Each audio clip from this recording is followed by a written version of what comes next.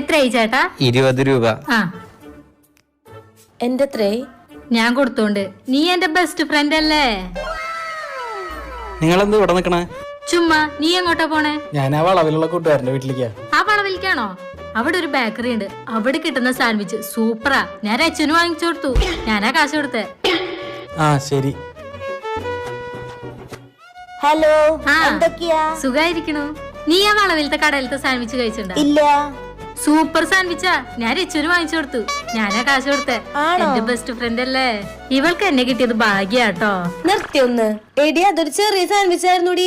10 രൂപയുടെ സാൻഡ്വിച്ചിന് അവള് 1000 രൂപയുടെ വർത്താനം പറയണേ. ഇന്നാ നിന്റെ 10 രൂപ. ഇനി നിന്റെ കൂടെ ഇല്ല. അപ്പോഴേക്കും പിണങ്ങി.